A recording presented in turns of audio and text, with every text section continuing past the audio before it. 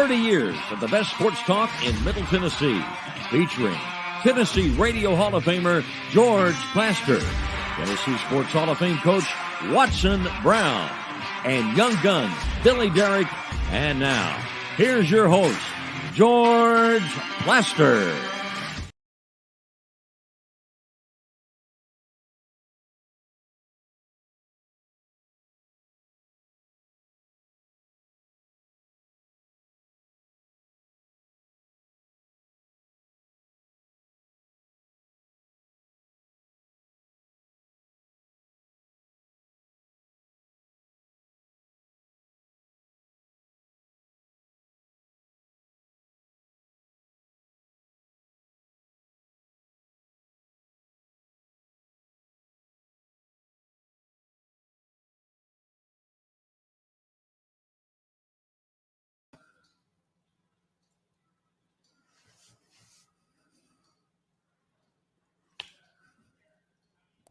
Okay, what about now? I got you, not George. That's better. There you go. There he is. How you doing? I'm good. How are you? Good. Because we're a little bit late, let's rumble through update material. And I'll start it by telling you the Preds have a home game tonight against Pittsburgh, which means Sidney Crosby, will be in town. Yes, he is. Yeah. We got who's getting lucky and going with you tonight? Not going. You're not going to see Sidney Crosby? Mm. Church parish council meeting. Ooh, well, we've got priorities. You're darn tootin' I do. Yes. You need to let everybody know at church what you're doing here. That's pretty noble of you. Well, Listen, I gave up the Preds game tonight for you guys. So y'all better vote the way I want. No, you gave up Crosby tonight for you guys. That's what you Sid the Kid. Sid the Kid. You don't get many chances to see Sid the Kid now live. No, you're right. No, 7:00 tonight. That'll be on ESPN Plus. George, we've also got Arkansas at Tennessee tonight in Knoxville, 8:00. Tennessee is a 6-point favorite. It's senior night. They're honoring Tyreek Key, Olivier Kamwa, Santiago Vescovi, Josiah Jordan James, and Euros Plavsic. Not a lot of easy names there, are there? No, I don't think there's like one American in that list. But George, for Tennessee, they could have a lot of those guys back next year. With they might have their COVID year still eligible, in play. So we'll see if any of those guys are back. Right. Speaking of Tennessee, they've had a few recruiting violations here recently. 4 former Tennessee staff members are expected to receive multi-year show cause penalties from the NCAA stemming from recruiting violations committed under Coach Pruitt. Linebackers coach Brian Niedermeyer, outside linebackers coach Shelton Felton, and director of player personnel Drew Hughes, as well as a student assistant manager, will have show cause penalties of about 3 to 5 years. So the student assistant, what does he have to go to study hall? Yeah, that's probably his punishment. But nothing. This is much ado about nothing. I mean, well, yeah, for that regime, it's bad news. I think it's fair to say Tennessee has moved on. That would be fair to say. We'll get Tony's take on those violations. Georgia, in the NFL, the Falcons have released Marcus Mariota today in a move to free up some cap space and move on from a player they had benched. He started the first 13 games of last season before Desmond Ridder took over. Sort of a weird situation last year with Marcus. You thought he was in a good spot there with Arthur Smith, but didn't really work out for him. I think around midway through the year, some problems that had cropped up in Tennessee ended up happening in Atlanta. And Watson, it's simply on the pro level, he just has not been accurate enough. No, and I had his back big time. You know that. Oh, yeah. Back in our radio days, I had his back big time, and I really thought he'd go in and play well in Atlanta. I don't know. Disappointing. Mixed bag. And that may be his last shot without injury to be the starter. That may be his last shot. He'll be a backup to somebody now, in my opinion, and won't get to play unless there's an injury. Speaking of a mixed bag, boy, you never know what you're going to get from Aaron Rodgers. There has been little or no conversation between him and Green Bay since their end-of-season meetings. And until they reconvene, General Manager Brian Gutekunst said they will be publicly non-committal about who their quarterback will be next season. So I guess the darkness retreat didn't really do a whole lot for Rodgers and his status with Green Bay. Well, he's got to regain his eyes from that thing. Maybe he lost some of his vision there. Well, in getting a little more serious about the issue, I think the Packers have just reached a point where they have thrown up their hands and said, enough. We thought we were through with all this drama a year ago when we signed him to that massive deal. I think, Watson, they've thrown up their hands. And I don't blame them. I was going to say the same thing. Can you blame them? Enough's enough. Either get in or get out. I don't understand Aaron and what he's doing. I didn't understand it last year. I sure don't understand it this year. I mean, walk in and say, deal me or let me go, whatever, but don't just sit there and pull these stunts he's pulling. How's that fair to anybody on that team, George? Anybody? Here's the thing you never know, Watson, but we're going to know once it's over. I think the teammates are fed up with it. I think they're sick of it. They should be. I mean, he's selfish. These are selfish acts. He's putting himself out in front of everything. And I took up for him 2 years ago when all this first started. But now, this is ridiculous. It's no class the way he's handling this. In other news, Leslie Frazier is taking a year off. Bills defensive coordinator. The team announced today they didn't give a reason for his decision, but they said he plans to return for the 2024 season. So Frazier's taking a year off. So Watson, this is a business that is unbelievably tiring. You're worn out at the end of a season. Did you ever kind of say to yourself, I need a year off? I got that way. I don't want to get personal, but I got that way in the end of my Vanderbilt time. I was just stressed out, wore out, right? Disappointed in a lot of different ways, just a lot. And I've strongly considered doing something else for a year and then thinking about what happened. But a guy I knew well called me and asked me to come to be with him, and that was Coach Sherrill. So I went. But yeah, I got real close to saying, man, I don't know what I need to do. I know I'm not real healthy right now. And yep, I've gotten there. And I promise you that's what it is with him. Stress, tired, and just trying to figure out if he really wants to do this again or not. And at least he's being fair to them where Aaron Rodgers isn't. If he knows I'm not fully into this, he's telling them that and giving them an opportunity to do what they need to do. I think that's very fair to the team. And Aaron Rodgers is not doing that. Watson, back then, if you had done that, that was 1990, 1991. Mm-hmm. Would that have been considered a black mark on you? I don't know. I don't know that I ever thought of it that way. I was just trying to decide what was best for me, George. And do I want to stay in this? I'd already been an AD once. I could have gone that route. I could have got out completely. But when it went down, I didn't know it till it went down. But when it all went down, and I had about a week there just to sit in the room and whatever, pout, whatever you want to call it, just be by myself, I knew I wasn't in good shape. I knew that I was not in good shape. So I totally understand what this is all about right here. Yeah. Here's what we're going to do. Obviously, on Tuesday, Tony Basilio will join us from Knoxville. The minute we finish with him, which will be around 2:42, 2:43, we'll go to a break and then go right to Terry McCormick, who will join us from the Combine in Indy. Titans general manager Rand Carthon will have spoken by then, and we'll get you all the info on what it is he put out there to the media in really his first big session since the introductory press conference. So all of that and more on a busy day. By the way, proud to support Battleground Academy. Freebie. Freebie.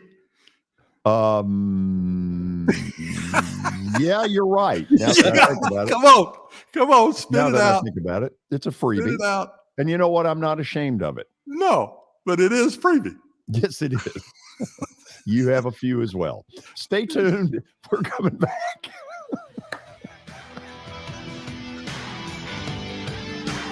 Okay, let's see.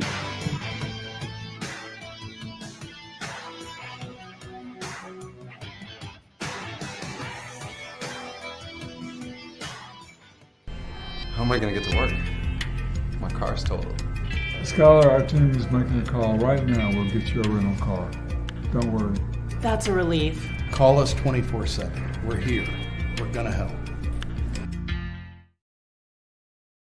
We are excited to announce that the Music City Saints baseball program will host a spring golf scramble for their Baseball with Buds scholarship program. This program is in memory of a program supporter who passed away last summer. The scholarship program ensures every kid with the ability and drive for the game of baseball gets caught up due to the cost of competitive summer baseball. Tee-off is at 8 a.m. on Saturday, March the 18th at Ted Rhodes Golf Course in Nashville. The scramble will include 18 holes of golf with a cart provided and unlimited food and drink. Registration for each four-person team is $400. That includes drinks during the event. They will also be providing lunch for each team. They're limited to 25 teams, so sign up soon. If you can't field a full team, individual registration works also. Finally, if you're unable to take part in the golf scramble on Saturday, March the 18th, but you'd like to support the Music City Saints, you can help their program with a one-time donation. If you have or know of any businesses that would like to become sponsors of Music City Saints baseball, feel free to contact Chan with any questions or to register.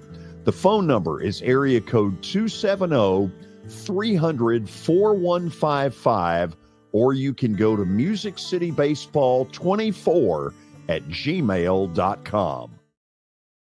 Year number 2 of the Plaster and Friends Celebrity Bowling Night was awesome. And the reason is really simple. I chose Strike and Spare, and they were amazing. They have great food, great bowling, and a staff that is truly ready to go the extra mile to help you. They have 5 family fun centers in the area to choose from. And for more info, go to strikeandspare.com or call them at 615-824-5685. As the trusted premier custom home builder in Middle Tennessee, Donnelly Timmons has over 20 years of experience in the industry. Whether you're looking to build your dream home or renovate your current home, their team will ensure that every client and every remodel is unique, luxurious, and completed on time within budget.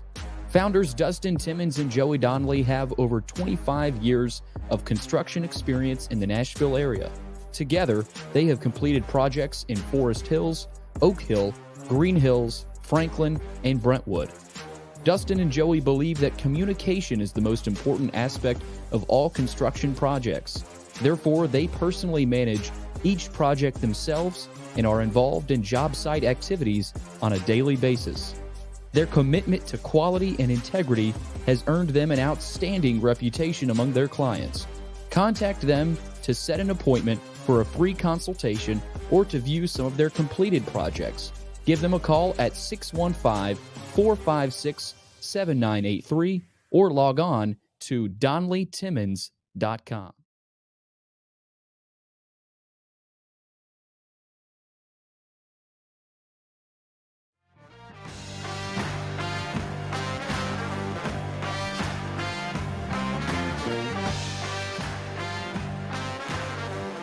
We're back. It is always good to go to Knoxville. I got a little preview, so I saw Tony Basilio, Knoxville sports talk show host, with what appeared to be a guitar. Can you play for us, Rocky Top? I mean, I'm not prepared. No, I know. It takes a lot. It takes a lot to work it up. Right. How you guys doing today? We're good. It's like 75 degrees outside. Everything's Crazy. blooming. It's March tonight. I'm doing my post-game show and 9:00 Eastern tip time here locally. Don't get me started on that. Really appreciate the SEC doing that for the old people, and of which I feel like one today. And the wonderful thing is we'll be on till like 1:00 in the morning. So it'll be March by the time we conclude our program. It'll be March. Congratulations. Yeah. So I'm trying to figure out how to roll into this. Yeah. Okay. With March comes baseball. Mm-hmm. And baseball has become very important at the University of Tennessee in the last few years. Kind of tell everybody what this whole NCAA thing was about over the weekend with Coach Vitello. Well, it depends on who you talk to. If you talk to people inside Tennessee's athletic program, around the baseball program, they went to jail for a speeding ticket. And, it's kind of hard to argue with that when you think about Bill Self's self-imposed 5-game deal at the end of their odyssey with Kansas. And Kansas looks like they're going to walk free. And allegedly, Tony last year, this Maui Ahuna guy was the number one player in the transfer portal. And allegedly, Tony went to Kansas to see him during the SEC tournament, I guess is what his opponents say around him. But they held that kid out, George, for 8 games, which, a 50-game season, that's kind of crazy. And, these non-league games are used as sort of a ramp up to get ready, sort of like the way Major League Baseball uses, Grapefruit League, Cactus League games, just sort of to get ready for the real thing. Sure. And so that kid who's graded right now as kind of a second-round pick, is not going to get a chance to put a bunch of things on film that he would have ordinarily had an opportunity to. He's an excellent shortstop. He's a really nice player. Personally, I think that thing was once the Ahuna deal got out there and he wasn't cleared by the NCAA, I think there are a bunch of enemies that Tony Vitello's made and a bunch of people that were trying to throw a bunch of stuff at the wall on him. And at that point in time, you need a tough administration to say, hey, whoa. We're going to focus on the one thing in front of us here. And once that gets adjudicated, you're back on the field, which is essentially what Tennessee did in their athletic department after a little bit of pressure. You know this coach very well. I don't know him very well. Yeah. Obviously, he's done some great things in building this program. Mm-hmm. Are there times where he looks for trouble a little too much? No, I think there are just times where trouble finds him because he's just so hard charging and insane. And I say that in a good way. Look, when you come into a program like this that was as dormant as this one was, it takes a special kind of personality to make some headway there. I mean, I'll tell you a story. When he first got the job, I went over there and met him, and we were walking around the stadium, and he said, man, this place is great, isn't it? And I thought, no, actually, it's not. It's a dump. And he looks at me and he says, can you see it? And I was like, no, I can't. I don't know what you're talking about. He goes, man, this place is going to be full. And it's going to be incredible in here. And people one day are going to be scalping tickets to get into our games. I'm like, Tony, have you been drinking? Are you taking something? Like, what are you talking about? This is Tennessee baseball. I mean, you're going to be lucky if you draw 500 people. And George, that's exactly what happened. I mean, last year, people were outside scalping tickets to the games. Kyle Peterson on one of those ESPN broadcasts said, I've never seen anything like this. Now, granted, they're helped in that they have that small building, but this guy's kind of an enemy maker, and he's sort of a bull in a china shop guy. And in today's day and age, where a lot of coaches are more politicians than anything, this guy's anything but political. I mean, this guy doesn't care. He just kind of opens his mouth, and right. What comes out of it, which is very refreshing. But at the same time, this guy makes enemies. I mean, the way his team kind of behaves on the field, like the other day. Now, I think they admonished this kid behind the scenes, but they have a true freshman on their team that hit a home run. And they have this thing called the 10-run rule now in these non-league games, where if the opposing team agrees to it, once you get up 10 runs in one of these games, like a mercy rule, it keeps me from burning my pitchers out. And then after a while, what's the point? So a Tennessee true freshman hits a home run. They call it a foul ball in real time. They go to the monitor and look at it. The kid knows it's fair. Everybody in the park knows it's fair. It's about 10 feet fair. It wasn't even close. And so George, he, after they called it a home run, gets in the box and recreates his swing and does one of these things after he hits it. He's like looking out at it. And the pitcher is so incensed that he's like following him around the bases, thinking about, do I tackle this little SOB who's showing me up out here? Yeah. And that's just, look, for better or for worse, that's how those guys play. And even with the young kids, that's sort of the it's sort of the expectation. Now, that kid was told behind the scenes, you're not to comport yourself that way, but to that kid, he's probably thinking, you could have fooled me. I mean, that's the way this team's been comporting itself for a couple of years now. So let's take a look, Billy, if we can, at the tail of the tape right now of where Tennessee basketball is going into tonight. Okay. So they're 21-8 overall. At the moment, they're projected as a 3 seed. They've got 2 tough games. You know what Arkansas can be. And we know what Saturday at Auburn is going to be like. It's going to feel like a civil war. Mm-hmm. Tony, right now, what do you believe this team's ceiling is? I don't know. I'm kind of with Watson Brown in that when you defend the way they defend and you're as well coached as they are, if they hit shots, they can go to the Final Four. The game's just not that good right now, George. It's just not. I mean, look, think about it. If Vanderbilt didn't have their slow start and they were healthy with a run up to the season, they'd probably be making headway right now in terms of the year and gaining on a NCAA tournament berth. Kentucky, right, for everything they've been through, they're tracking for like the 5 line right now, 6 line. I mean, for as bad as they were, it looked like they weren't going to make the tournament at one point. The top of the deal, Purdue right now, remains flirting with a number 1 seed. They've lost 5 of their last 6. Yeah, if you can figure them, God bless you. Yeah, and they're indicative of what's going on in college basketball, because there truly isn't a great team. There's a bunch of pretty good teams. Tennessee's in that mix. Tennessee has a win over Texas. They have a win over Alabama. They have a win over Kansas. But then they have some bad losses. And so depending on who shows up, like tonight, they shoot the ball, they win tonight. If they don't, they won't. And I know that's a silly thing, but Arkansas's got Nick Smith back tonight. And then that Auburn team, Auburn's probably going to lose tomorrow to Alabama.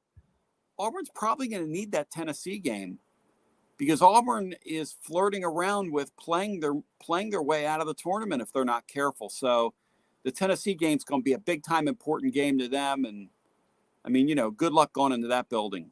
Personally, I think Tennessee would take 1-1 this week and call it a day.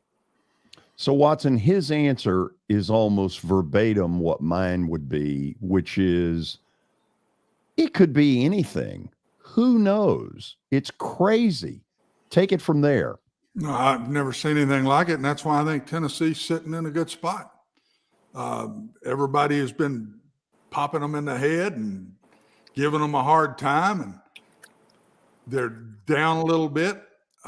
This is complete opposite of the way some of Rick's teams have been. So I think they're on the way back, and I think they got their leader back. I think Jordan James is the leader of that team. And he's calm, he's poised. They say he's a great kid. Everybody respects him. I think that really hurt them when he went out. Really hurt them. What do you have, 17, 19 when he gets back the other night?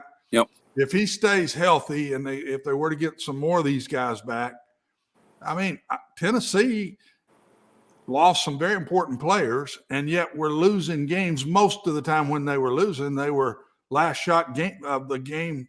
That's right. So I've not been as down on them as a lot of people are, but that's kind of the world we live in. Everything gets magnified. You're either awful or you're great, and you're never any in-betweens anymore in our business. And I'm saying, I'm sitting back. If I was said pick 5 teams, not of the first 4 that'll get this number 1 seeds, pick 5 other teams. Tennessee would be one of my 5 that I would pick that could make this run, because nobody plays better defense than them. If they get on a run here and start making shots in the tournament, look out, because that's a deal breaker, because nobody's going to score a bunch of points on them. Yeah, and I think that's right. And I think the team that they play tonight's real interesting because of their size. They're going to be a matchup issue for a lot of people when we get into the big tournament. The other thing you have right now, guys, is you have the fatigue of having these teams all know each other. And for the most part, this is second time through for most of these teams. Like when Tennessee plays Auburn, that's a second time through. A decent proportion of their opponents here down the stretch have been second time through. And everybody knows your magic tricks in your league. You know, you look at the way these teams play each other. And so it's harder to do things on the offensive end. Now, tonight, this will be the first chance these 2 teams get to look at each other. But, man, this Arkansas team has great length. You know, they're a team that's probably in a handful of teams that can make a lot of noise. George, Tennessee could literally go home. Let's say they're, like you were saying, let's say they're on the 3 line. They could literally go home on Saturday or Sunday after their second game and not get through again. Or they could go to a Elite 8 Final Four. I mean, the range is that wide. I'm with you. The range is incredibly wide. Yeah. Yeah. Well, and I think the team they're playing, Arkansas, to me, is one of those that I'm not sure. I wouldn't pick them in my top 5. Agreed. They are long, athletic, and they've got their scorer back now finally. And don't count that Arkansas team out now. I'm telling you, they're really good. There's Kentucky I'd put in there. I mean, there's some SEC teams that are hiding kind of behind the radar a little bit, guys, that for the first time I think are kind of going to be able to hide and pop up instead of being marked as one of the favorites and get knocked off. And Arkansas and Tennessee most definitely are that. I don't know if I'll put Kentucky in it yet. I just still hadn't seen Kentucky shoot, Tony, the way I think you've got to shoot. They are starting to get better. But Arkansas, to me, is impressive. That first half they played against Alabama the other day, man, that was impressive now. They jumped right in Alabama's face, and not many people can do that. But they're every bit as athletic as Alabama is. And Smith gets going. I think that was his first game back. If he gets going again good, he can put a Brandon Miller on you. I mean, he can put one of those kind of games on you too. So they missed him just as much as Tennessee missed Jordan James. There's no question. And on Kentucky, I don't argue with people that are 104 years old. Sister Jean picked Kentucky to go to the Final Four up there at Loyola Chicago. So to the bettors out there, Sister Jean likes Kentucky. So watch out. Beware. He's 104, George. I don't argue people that are 104 years old. No, and the truth is, you don't know that many people that are 104. Exactly. I know nobody that's 104. So, and thank you. I'm not sure I want to live long enough to know anybody that's 104. No, thanks very little. Hey, one last quick one for Tony. Yeah. How good Dinner's is at Tennessee? 3:45, by the way. Huh? Dinner is at 3:45. Thank you, George. He always says dinner's at 5 at the home. You better hurry and get off the show so you can get there. I mean, nice. He's going to run me out of here one of these days. Yes. Tony. You keep talking about how old I am. Please, you take your shots as well. Don't sit there and, don't give Tony. I take shots at everybody except my buddy Tony. I take no shots at Tony. None. There's love. Zero. There's love, Watson. Adopted grandson. Tony is family. I take no shots at Tony. Zero. We're paisans. Quickly, Tony, how good are they in baseball? Oh, they're as good as they want to be. So they can make the run again. You think they're that good? They can win the whole thing. The issue with them is they have the best starting pitching that you could ever imagine on a college baseball team. I mean, you got 3 guys who are going to pitch Major League Baseball starting for them, a 4th who's got a decent chance to get there, a 5th, a kid from Charlotte who's an excellent pitcher, a guy that they bring in throws in the mid-90s. I mean, they got arm on top of arm on top of arm. And the deal is with baseball, and you guys know this, the hitting piece comes. I don't know that their lineup is good enough to amass a bunch of runs once they get in the league play. But all they've got to do is get 4 runs in any game. 4 runs going to win them most games in this league, and against any top flight competition. They are that good. Their starting pitcher, Dolander, who is a transfer from Georgia Southern, came in here last year, is pick 1-1 in the draft. And they're using terms like Steven Strasburg for him coming out of college. He's the, no doubt about it, 1-1 pick unless he falters this year. And so far, he's not faltering. Nice.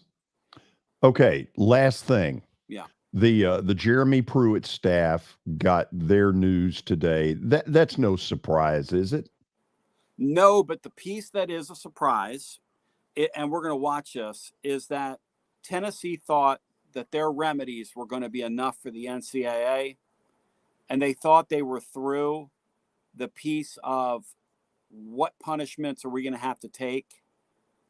And Tennessee's brass now feels like the NCAA is going to ask them for more, that their remedies weren't enough. Now, anytime you get in that spot, you start to wonder, what does that mean? Does that mean you're going to issue a bowl ban? I don't think they're concerned about that. Will they lop off a few more scholarships down the line? I think that's possible. Recruiting visits, possible. Official visits, give me a couple of official visits back, possible. But needless to say, it's disconcerting anytime your administration thinks that you're heading out of the woods and the governing body says, not so quick to you. And I believe that's what's going on behind the scenes. Okay.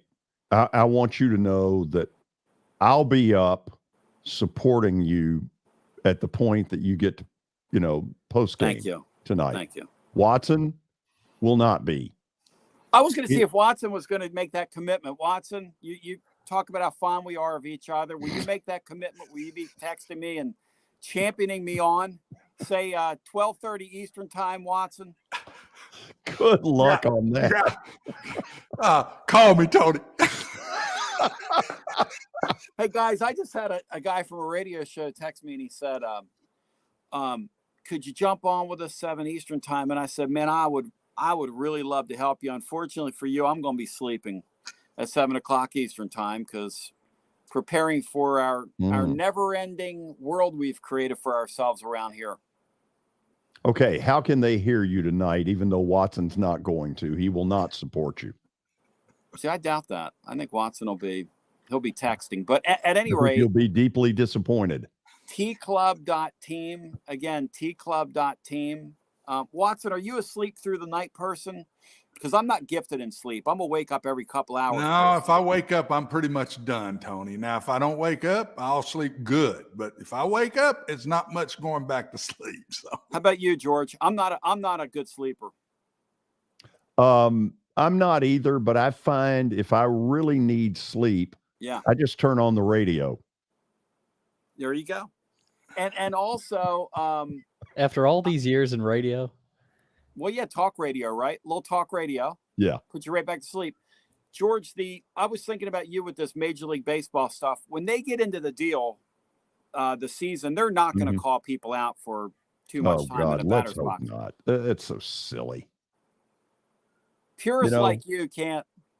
No. I mean, look, I love speeding the game up. We all do. But that's ridiculous. Let's be real about it. They ended a game the other day. I know. And it was the Braves. And the fans were like. And since it was in February, who gives a damn? Exactly. April, that's a different story. Right. Love you guys. You behave until next Tuesday. I'm going to try. I'm going to stay away from Tony Vitello. Okay. That's smart. Watson will not be with you tonight. Thank you, guys. Just in spirit, Tony. Thank you. In spirit, buddy. See you, Tony. Oh, he's a beauty. Love having him on. I know we got to move quickly. Terry McCormick's going to join us from the Combine in Indy. Ran Carthon has spoken, and you need to hear what he had to say. So stick around.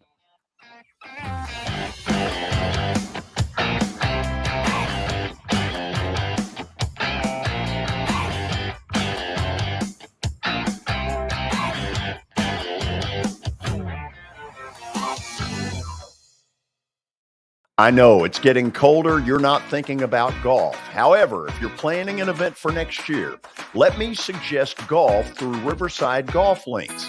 The course has improved dramatically. It's perfect for hosting a corporate or a charitable outing. They've got everything in place to make your event a rousing success. To get more info, call 615-847-5074 or go online to riversidegolflinks.com.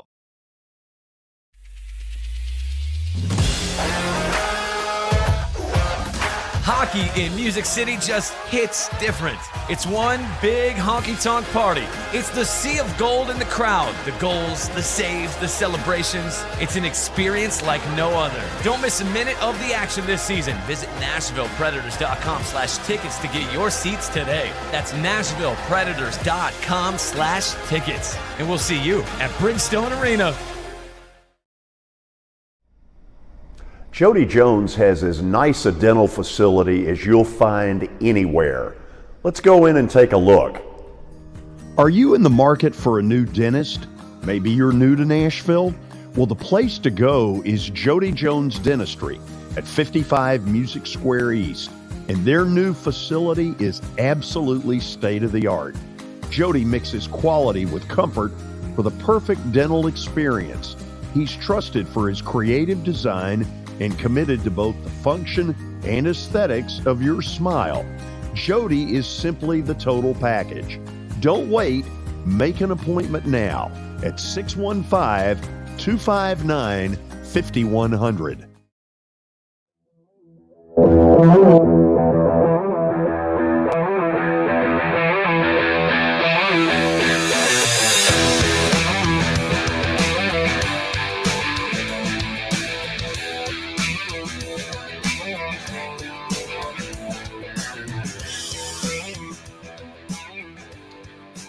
Well, one thing that we already know before Terry McCormick joins us from the Combine in Indy is that Ran Carthon seems to have made it sound like this offense is going to have a lot more balance and a lot less Derrick Henry left, Derrick Henry right, Derrick Henry up the middle. That's one of the things that got spoken about. I'm in a little bit of a stall right now. And now Terry's with us, so let's go right to him. Terry, I was bringing up the point about Derrick Henry. Talk to me about what Ran Carthon said there. Yeah, he was asked about Derrick Henry, and he said that, no team, he was asked if they were going to build around Derrick Henry, and he said no team is built around one player, that it's a complete football team. So I think they're striving to have more balance for the 2023 season. And Tim Kelly was just talking to us, and he talked about how, they need to be more versatile and a little less predictable in terms of what they do on offense. So, yes, I think, you're still probably going to see a healthy dose of Derrick Henry, but I think they're going to try to go about it maybe a little different way and not try to be just force feed Derrick Henry all the time. Okay, on one hand, you sit there and say, duh, this is the way it needs to be. But Terry, on the other, this has come from Vrabel. This is what he's been and what he seems to have wanted. So has Carthon gotten with Vrabel to say it can't be this way? Right. I mean, I think it has to be that way. You know, I mean, in order to succeed in today's NFL, I don't think you're going to be able to, you know, do what they've done over the last few years and run Derrick Henry into the ground and expect to have that same type of success, because, you know, the days of winning football games consistently, you know, 19-17 seem to be over with, you know, guys like Patrick Mahomes and Josh Allen and Joe Burrow in the league now, all in the AFC. So to me, it's really a situation where, you know, the league is on fast forward and the Titans are still kind of stuck in neutral playing 1989 football in a lot of ways. Terry, you know, my gut feeling is that Ryan Tannehill will be this team's quarterback, but then I keep hearing these little whispers of JETS as they look around. Did Carthon give you some affirmative, yes, it will be Ryan Tannehill? He said that Ryan is under contract. He is a Titan and he will be a Titan. Now, he didn't put a timestamp on that. So I guess they could still move on from him if they chose to do so. But as it looks right now, it would appear that Tannehill is their guy. Terry McCormick from Main Street Media is with us from the Combine in Indy. Terry, one more from me, and then I'll turn it to Watson. What was the most surprising? Yeah, I got to be out fairly quick because Vrabel is coming up here in just a couple of minutes. Okay, Watson, I tell you what, if that's the case, go ahead. What about the draft, Terry? What do you think? Where are they headed? You think it'll be an offensive lineman? Did he get asked anything philosophically about the draft? Well, he was, you know, I obviously would like as much draft capital as possible. He was asked if they might trade up or move down with number 11, and Rand Carthon said, we're open for business. He told people to call him. So to my interpretation of that, this team has more holes than the number of draft picks that they have, which right now is 6, because I think they traded one away in the Julio Jones draft, or in the Julio Jones trade. So to me, you know, if he could move down 5 or 6 spots and still get a quality offensive tackle and pick up a couple of picks, I think he absolutely would do that if it's the right situation. I think that when you look at, you know, the needs that this team has, you know, on the offensive line, at wide receiver, at inside linebacker, at cornerback, there are lots of areas that, you know, certainly they have more holes than picks right now. Some of those are going to be addressed in free agency, but, you know, they're going to have to do as much as they can in the draft and hit on those picks in order to try to move this franchise forward long term. Last thing, I know you got to go. I'm very surprised that Rand Carthon saying philosophically what we're going to be on offense. I'm really surprised that didn't come first from Mike Vrabel. Does that surprise you? A little bit, but Vrabel is about to speak to us right now, so he may back that up.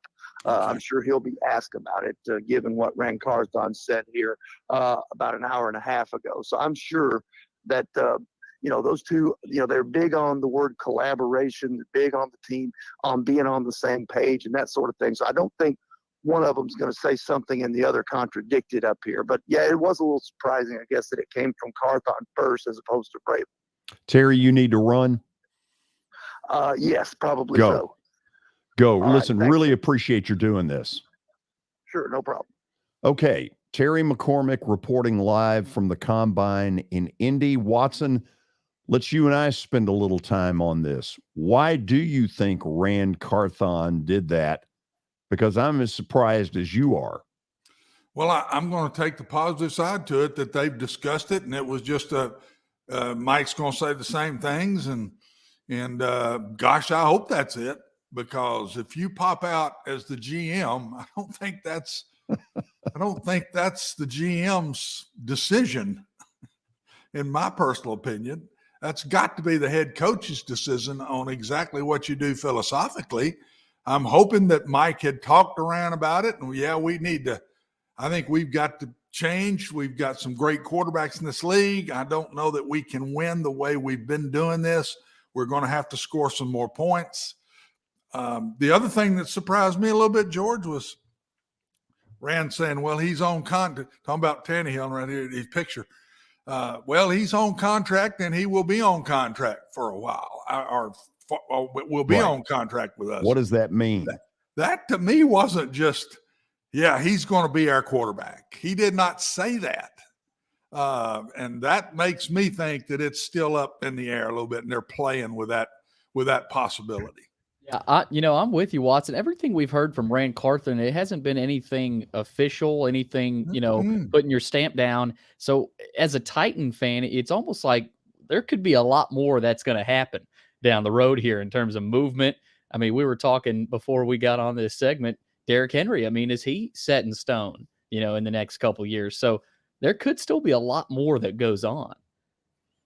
Well, and Derrick, if you don't feature Derrick and you go more toward the Philadelphia Eagles or you go more toward the Chiefs, if you go more in that direction, all of a sudden Derrick is not near as good a player because he's not the space guy that the Chiefs have or the Eagles have or some of these offenses. Derrick is the power guy. He is not just fantastic in space. And so it's going to be real interesting to watch. And I can't wait to hear what Mike says now, if they're truly changing their style because their style fit Derrick Henry. I'm not sure you change to the Eagles style that it fits Derrick Henry. And he may be a part-time player more. And maybe they think that we need to protect him more and get him off the field more. I don't know. That threw up my ears popped when I heard that statement. I said, what? Yeah. We're changing our style here. You can't just put it all toward build everything around one guy. Man, there's been a lot of building around one guy. They've been quarterbacks, but there's been a lot of building around one guy. And we kind of built things around two guys. And then all of a sudden we let that guy go. We built it around Derrick Henry. We built it around A.J. Brown. So I was a little surprised at the statement, to be very honest. Well, here's one thing to pay attention to, and you guys talked about it, Terry in particular. I don't think they can solve all their issues in 1 year. No. I just think there are way too many.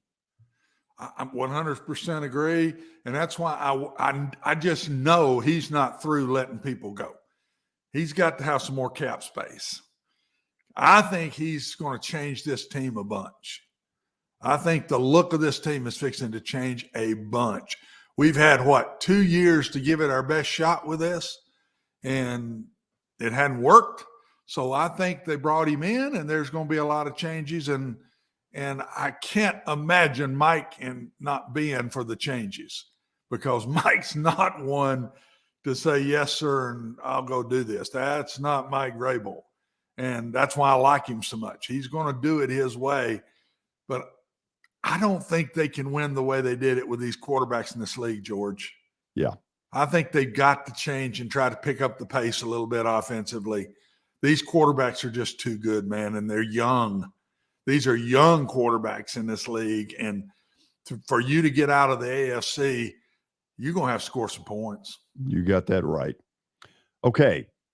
Here's what we're going to do after the break. We're going to come back, go to stat of the day, but then we're going to spend about 20, 25 minutes on National Football League stuff, some of which will be Titans, some of which will be other stuff like quarterbacks and Will Levis. Well, it might come up. Maybe that's why I'm wearing blue. Stay tuned either way. We're coming back.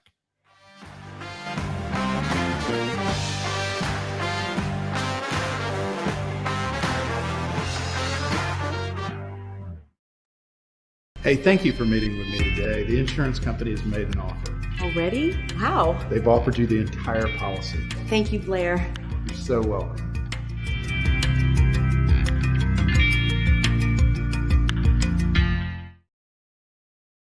Forget the fact that Sir Speedy Music City is owned by my BGA classmate James Warren. Their work stands on its own merit.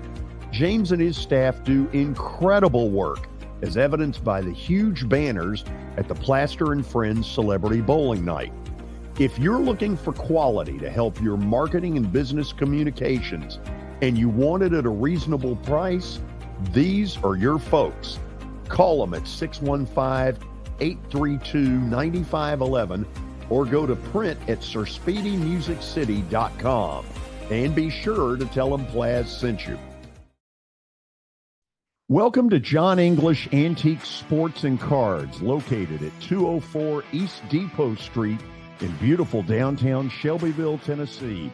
Their phone number is area code 931-492-4304. John, obviously, I've been blown away by what I've seen at your place. I've now been there 3 times. But for the person who's never been, what should they expect? Well, we have a 3,000 square foot store, George. Half of it is vintage cards in all sports. And then half of the store is, a lot of people call it the museum, where there's a lot of early equipment and just the history of sports in general. Baseball, football, basketball, golf, tennis, and other items. When somebody comes in there that you know is a big sports fan, what is their normal reaction? Well, I think that they're pleasantly surprised. And, of course, being in Shelbyville, Tennessee, which is a small town that you would never expect a shop like we have to be in. So they're kind of, I don't want to say blown away, but as I said, pleasantly surprised.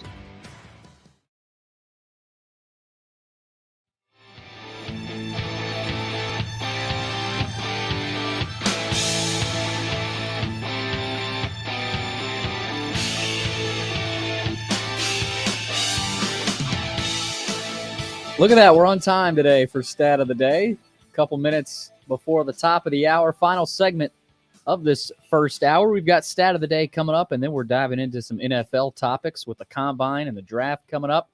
Stat of the Day is brought to you by John English Antique Sports and Cards in Shelbyville, Tennessee. You can find them at 204 East Depot Street, Tuesday through Friday, noon to 5, and also on the weekends, Saturdays at 10 a.m.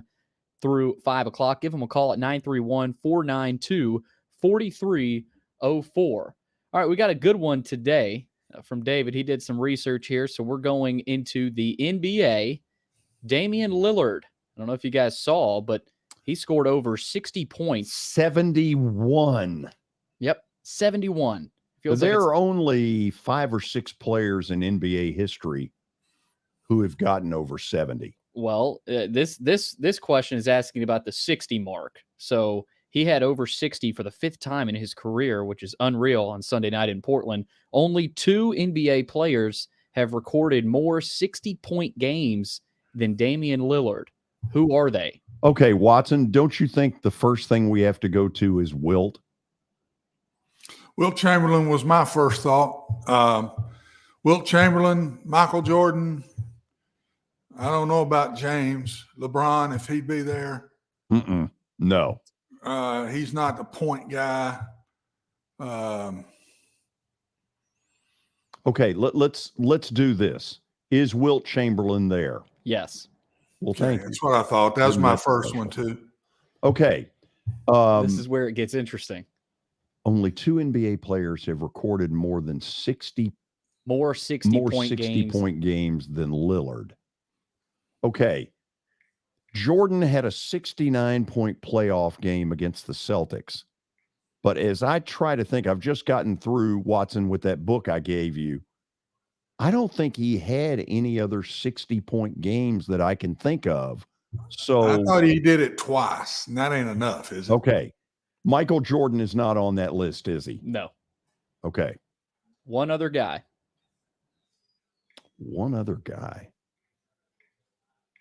David's over here laughing.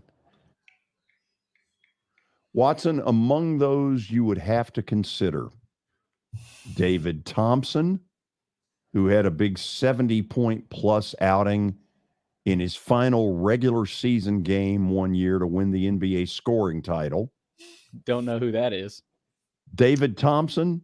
No, you don't know who David Thompson is? He didn't know who Jack Nicholson was. Watson may have had more spring in his feet, Billy, than anybody I've ever seen in my life.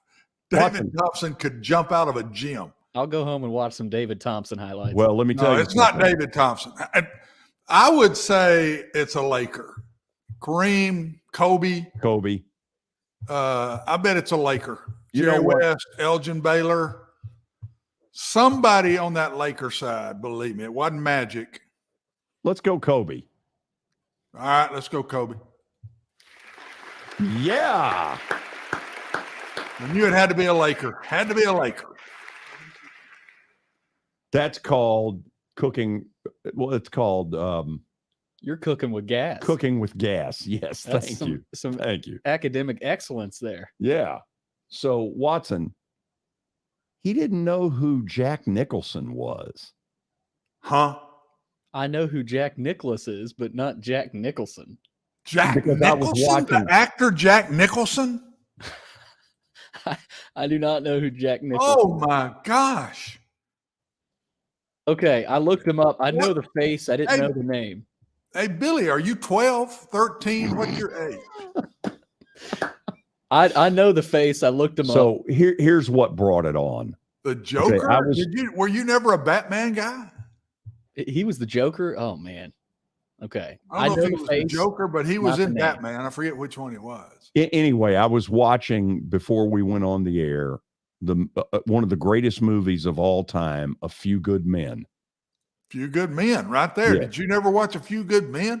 I've never seen that. Oh, you good need to Lord. learn who Colonel Nathan R. Jessup III is. Because when Nicholson gets on the witness stand, it's fantastic. Great scenes in movie history.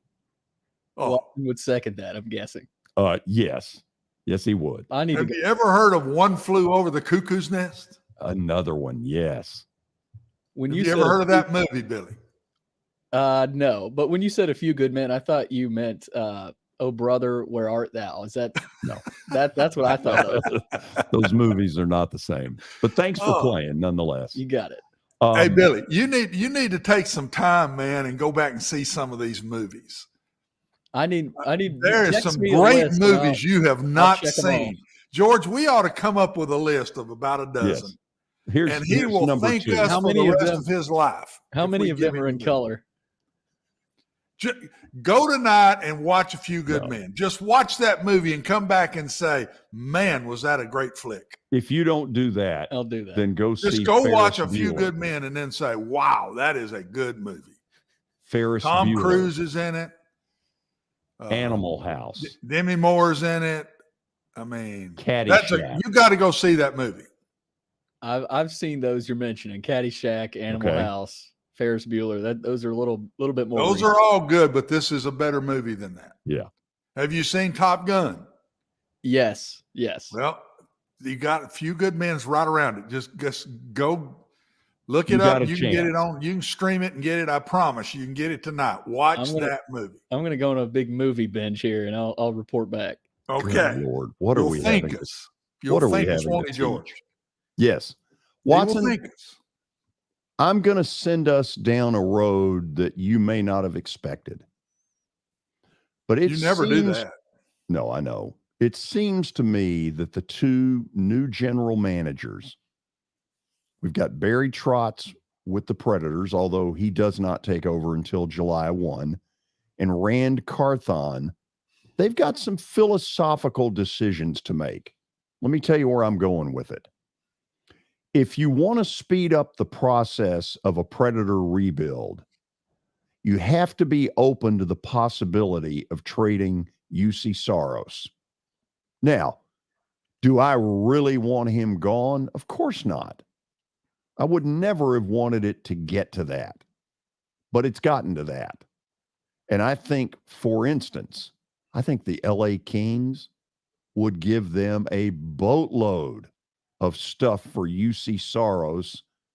And there might be a scenario where Jonathan Quick, a very fine goaltender in the past with the Kings, might be part of it since they're trying to save a little money. Now, on the Titans side, Should they be open to the possibility of trading Derrick Henry? And Watson, is the real answer that in the NFL, as great as he's been, you keep him because you're not going to get enough to really make it worth it? Tell me where you would go with that.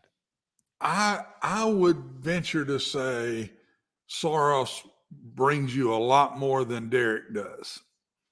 If Derrick was a wide receiver and as good as he is, if Derrick was a defensive end as good as he is, I think you might get that. But running backs, the NFL just doesn't throw that kind of money around for running backs, George. He got a great contract, deserved it. But I think he'd be hard to deal with the money because the NFL is headed in a total different direction. Back in the day of Jim Brown and all of the guys, the great runners, they've kind of left that now. And they're all running back by committee. They don't want to put a ton of money in those guys and use them in a lot of different ways.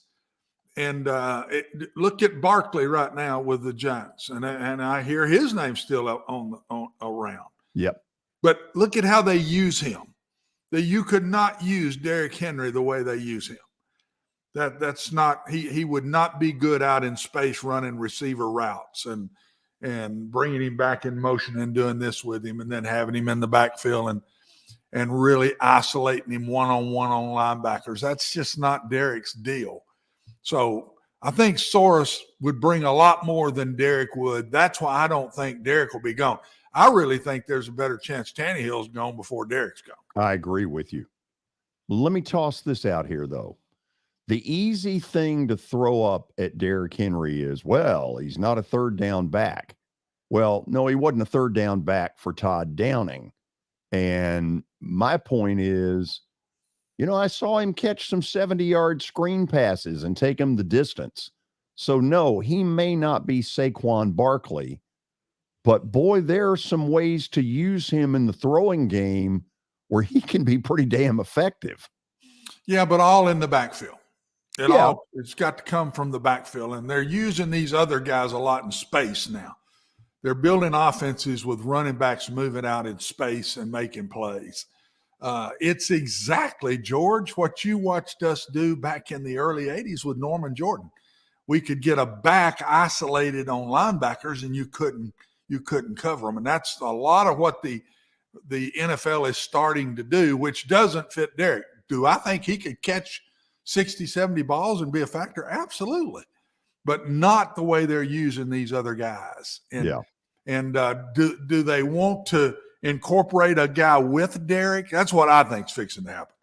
I think it's going to some kind of a speed guy. Derrick doesn't play near as much as he's played, comes out in certain situations, and they put this other guy in and do what a lot of these offenses are doing. I've thought that's what they've needed to do here after watching this year. The other thing, I'm just not sure you could go the complete Derrick Henry route, George, because how quick can they build a really good offensive line? And you can't do the Derrick Henry stuff without a bona fide offensive line. And so I just think it's going to be hard to build that all around them. And I bet you that Derrick stays. He doesn't play as much. He's still the primary guy. He's still going to get 15 to 20 carries a game, but they're going to take him out more, I'll bet you, than what they've done in the past. Okay, let me try this on you. Isn't the guarantee that he's not going to be traded the fact that as good as Christian McCaffrey was, it's not like Carolina got the kind of haul that the Predators got over Tanner Jeannot, who had been okay, has a lot of potential, may hit it big in Tampa, but it's not like he was a Conn Smythe winner here. No, and it goes back to the theory of what I started this conversation with. The NFL is just not putting that, quote, thoughts and money in running backs. They're just not doing it. And yet McCaffrey was a great pickup for the 49ers. And they used him exactly like what we're talking about. Exactly. Strong enough to run it inside, 10, 15 times a game, but he had a guy with him inside and put him out in space and let him make play after play after play. And he's a mismatch on linebacker. You take him from the backfield and you motion him out, and the linebacker goes with him, mismatch as soon as it happens. And yet you can't put a DB in there because he's good enough. If he's sitting in the backfield, they'll run right over that DB. So it's a major mismatch that I'm seeing the NFL take. The big mismatches in the NFL right now, would you not say, are tight ends on safeties and linebackers on running backs. Yes. That's where the mismatches are. They're putting nickelbacks in and DBs to follow these great receivers around, and they're hanging with them. But running back and tight end are where the money is being made right now, and mismatches on defense. Okay, 2 NFL notes before we get where we're going with all this NFL talk. The Bucs today releasing Leonard Fournette, who I think has, in front of my eyes, gotten really slow. I'm not saying he's not effective, but he's turned into a big old lug as a running back. And he's had they've put too much on him. I mean, especially this season, there was a lot of pressure on him to play better than he is, and he's just not. He's not a do-it-all back. But what philosophically is he, guys? He's a big back that can't go out in space. It's exactly what we're talking about. It's exactly what we're talking about. And if the Titans are changing to that style, at least part of the way to that style, we're going to see less of Derrick Henry. And I guess what I'll say too is, are the Titans ready for a philosophical switch away from Derrick Henry? I don't think they are. I don't think many people would say they are. But do you speed up the process in maybe a trade in the next couple of years of Derrick? I'm not saying before this year, but if you don't trade him now, I mean, every year these running backs are beat on so much, Billy, and as they get older, their quality is, the league doesn't look at them the same at that point. No. And I just don't think you're going to get much for Derrick, especially as much as we're paying him. And Derrick has been fantastic, and he might have one really good one left, but he's in the fourth quarter. He wouldn't want to hear me say that. That would really tick him off. But just in the nature of the beast, he's running backs just don't last. They just don't last. Let's go to the quarterbacks. Watson, I don't know if I'm surprised by this or not. I have thought for a while that Derek Carr would be the signing by somebody that would break the quarterback logjam. But more and more, as his brother said he would, he is taking his sweet time about it. Gone to the Saints, gone to the Jets. Sounds like he's going to go to both of them a second time. Give me some thoughts there. I've just not put Derek up there with these other guys. He's a very good player. I think he thinks he's up there with these other guys. I don't think he is. Maybe he is, but I don't think he's proven that yet. How's that? I don't think he's proven to be up there with the AFC guys that we've just been talking about, Mahomes and all the different ones we've talked about here. And I just don't think he is, because I don't think he's proven that yet. I think he's wanting more than these teams are probably willing to give him. And I think he's going to have to come down a little bit off his high horse and take a little less and go somewhere and play. Give me a quick what do yes you or think? no. Am I wrong about that? But I think that's what the deal is. No, I guess initially I thought he would be the one to break the log jam, and I'm no longer convinced of that. I think they're thinking like I am. Really good player, but franchise guy, I don't think he's proven that. Okay, if you're the Packers, would you rather have him than Jordan Love? If they think Jordan Love is ready, they ain't messing with this. That's what we can't answer. How would they know whether he's ready or not? They get him every day, and I mean, they can see him throw and do things. You don't till he goes and proves it. But has Derek Carr really proved it? More than Jordan Love has. Yeah, but if you like Jordan Love, are you going to throw Jordan Love to the Wolves to take a chance on a guy that's yet to prove it too? I think it's all off of how they feel about Jordan Love, George.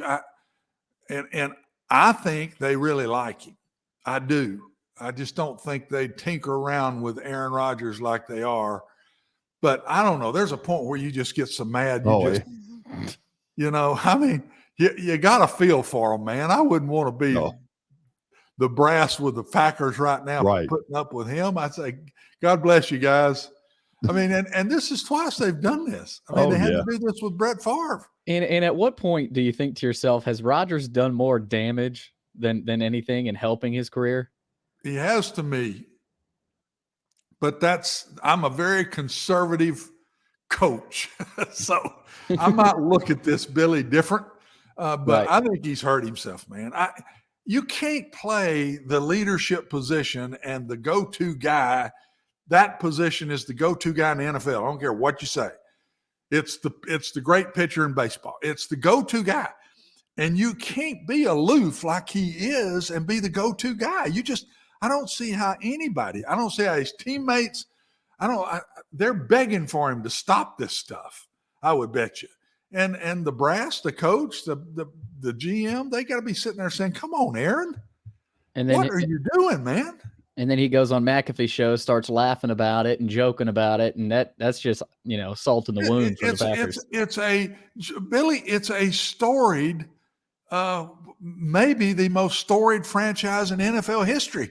It's disrespectful to that franchise. They're trying to get back to a Super Bowl like everybody else. It's not a laughing matter, man.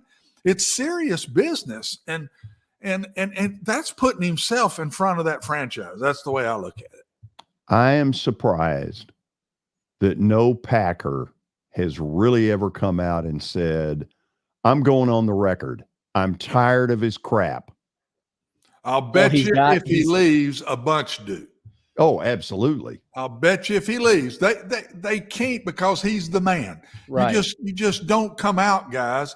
You're a third-year safety, and how you feel, you can't come out and say things about the franchise guy. You just can't do that, or they won't do that. And I can't blame them on that. No, but I'm surprised there has not been one who said, I don't care. I'm tired of this. Yeah. Okay. Moving on to JETS, because it might have, there's Coach Sala, who has no hair. And Watson, you keep hearing Ryan. That, by the way, that's a good bald head, though. Oh, it looks good. Yeah. Looks good. What makes for a good bald head? I don't know, just the shine and you don't see shine. You don't see any, little pieces of hair or anything, but go ahead, George. Billy, thank you. There'll be another showing soon of A Few Good Men. Watson, why do I keep hearing Ryan Tannehill's name hooked with them? Because they got to have a quarterback, man. I mean, this guy is I think he's a good coach. I think he's a very good defensive coach. And he cannot get his offense going because he can't get a quarterback. And that, how many years have we said that with the JETS, Jets? I mean, I'm telling you, and it's killing him. He wants a quarterback, and he's hunting one in the worst way because I think he thinks his team's pretty good. Oh, I think he's right. What about Zach Wilson? And he don't believe in Zach Wilson. He wants a quarterback, and it's killing him. And that's why he's even messing with the Aaron Rodgerses. I think that's why he's messing with Ryan Tannehill. I mean, he knows something's got to change next year at that position, Billy, if they're going to win like he wants to win. Yeah, and he also knows he's sitting there with the Buffalo Bills. He's in the same division with all these quarterbacks, man, all these great players.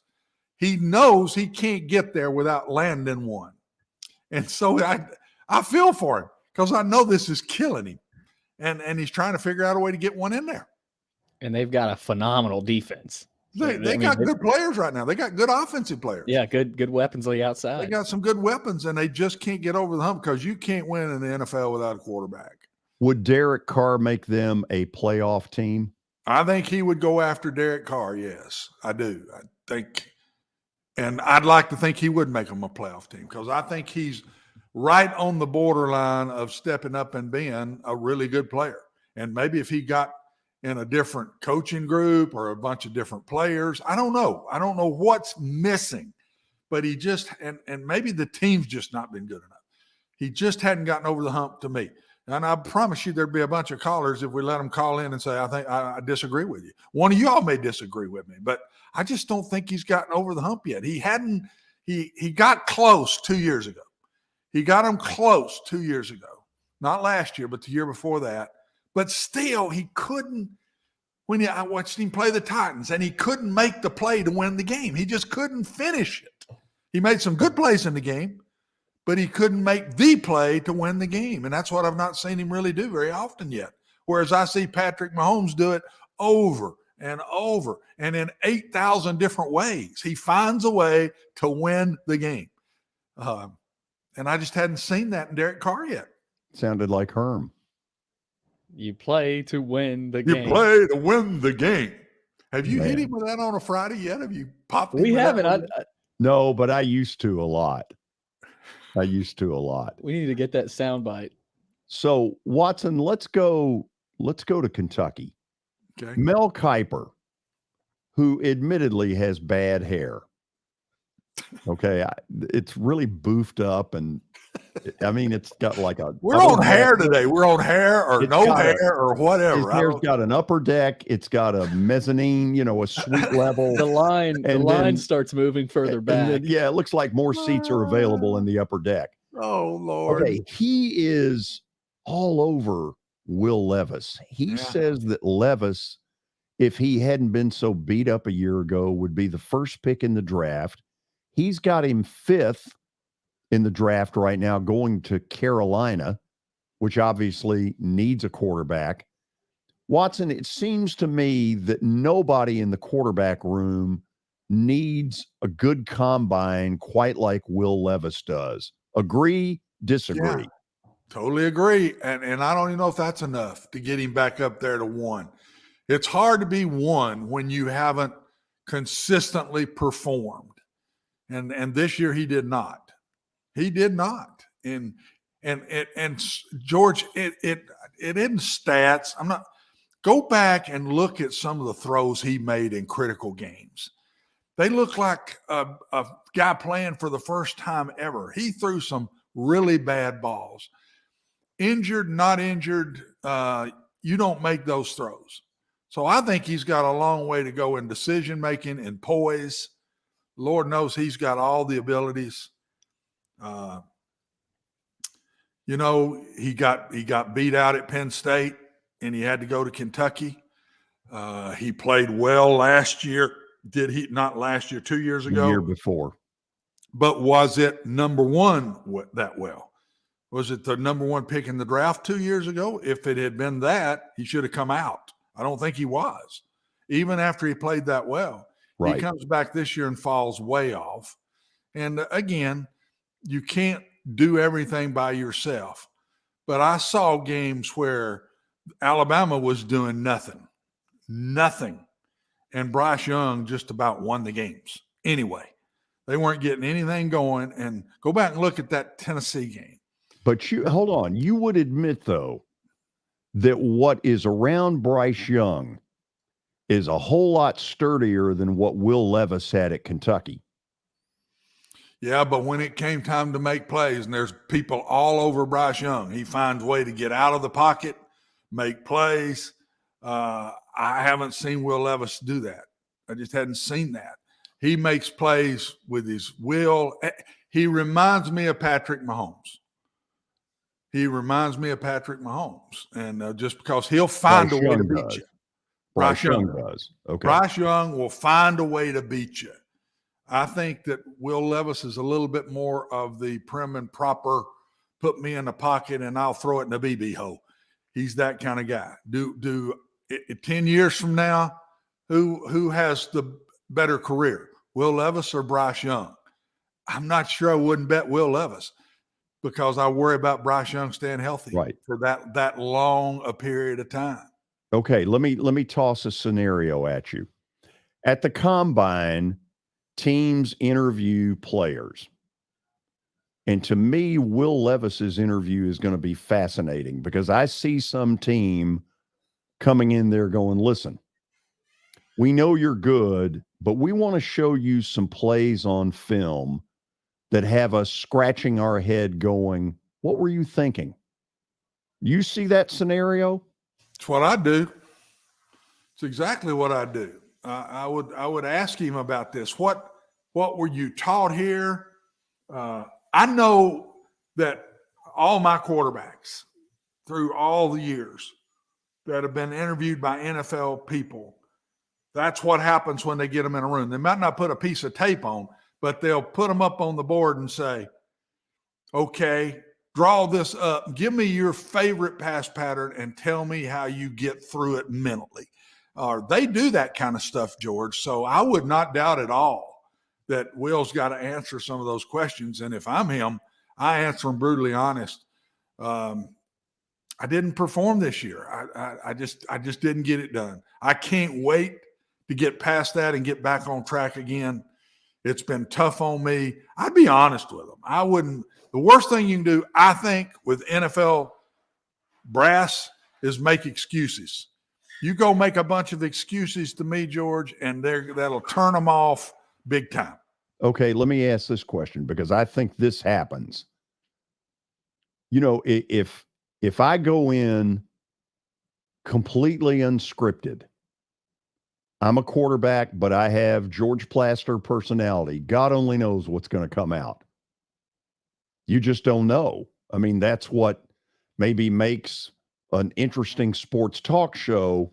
But in that world, I believe that what goes on is that the agent and Will Levis, or the agent and whatever player, they basically play this game in a room. They're going to ask you this, and here's the answer we want you to give them. And the whole thing gets scripted. And if I'm a GM, I'm going, listen, I don't want to hear your scripted crap. I want the real you. So whatever your agent told you to tell me, shred it. I want the real you. Do you think that's kind of the problem that goes on in these interviews? I think if the agent tells you that, he's off his rocker. You don't think some do? I'm not saying they don't, but I think they're off their rocker to do that. You better go in and be yourself, because if they draft you and they think you're one thing and then you come in as yourself, that's not a good way to start either. Go in there and be yourself. I listen to agents on a lot of things about money. But when you start trying to have an agent tell you how to handle yourself in a room one-on-one with a coach or a GM, man, you don't have the confidence in yourself if you're having to do that. And then that's not the guy. If you can't walk in there and be yourself and take the heat and say, I messed this up. You put that up there? I messed this up. I'm trying to make a play here. I'm walking off the field telling myself that. You better just be honest and be yourself. And because it becomes fake, and they know it. People see it. I've had players tell me for 46 years, 32 as a head coach, we can tell when a coach is sincere with us and when he's bullying us. And these are 18, 19, 20-year-old kids. You better be yourself, and you better not put on with people, because people can see right through it. So, man, I totally disagree with that. I hope Will Levis is very successful. All I'm saying is what I've seen so far. I'm not down on the kid. I'm just saying he hasn't done it yet to where he could be a number one. A number 5, yeah, but not a number 1. By the way, having met Will Levis last summer, I think he'll go in and knock it dead. Good. In the combine. I've never met him, so you really liked him as a person, and humble and just I think he'll be confident, maybe bordering on a little bit of cocky, but I think he will take ownership of what isn't good. Listen, I don't know the process And maybe it's not the agent, maybe it's somebody else in the firm. Oh, George, you're right. I'm not saying they don't do that. I think a lot of them do. But if I've always told mine, anytime somebody talks to you one-on-one in these things, be yourself, man. Yep. Don't try to come across as something. Be who you are and let it go. If it's good enough, it is. If it's not, it's not. Okay. I told you we'd get into a lot of NFL, and we did. We will continue these kind of sessions as we get closer and closer to the NFL draft. By the way, late word from the NFL that the Hall of Fame game, August the 3rd, a little more than 5 months away, will have the Cleveland Browns and JETS going at it. Stay tuned. Plaster Bet of the Day, for better or for worse, is coming up next.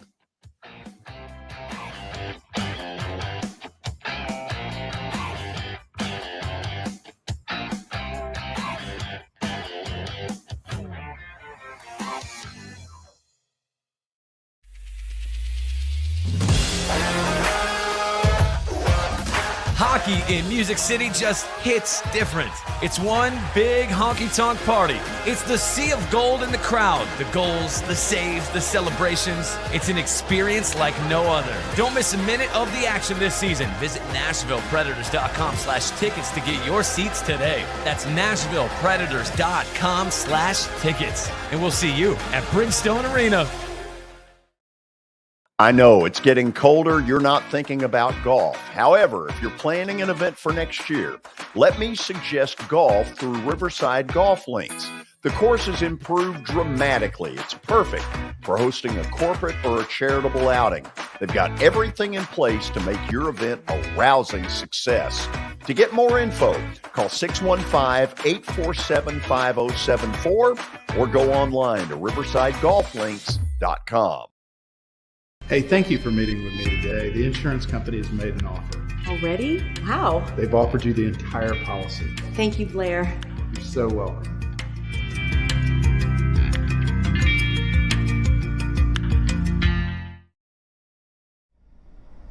Jody Jones has as nice a dental facility as you'll find anywhere. Let's go in and take a look. Are you in the market for a new dentist? Maybe you're new to Nashville? Well, the place to go is Jody Jones Dentistry at 55 Music Square East, and their new facility is absolutely state-of-the-art. Jody mixes quality with comfort for the perfect dental experience. He's trusted for his creative design and committed to both the function and aesthetics of your smile. Jody is simply the total package. Don't wait. Make an appointment now at 615-259-5100. Forget the fact that Sir Speedy Music City is owned by my BGA classmate James Warren. Their work stands on its own merit. James and his staff do incredible work, as evidenced by the huge banners at the Plaster and Friends Celebrity Bowling Night. If you're looking for quality to help your marketing and business communications, and you want it at a reasonable price, these are your folks. Call them at 615-832-9511 or go to print at sirspeedymusiccity.com. And be sure to tell them Plaz sent you.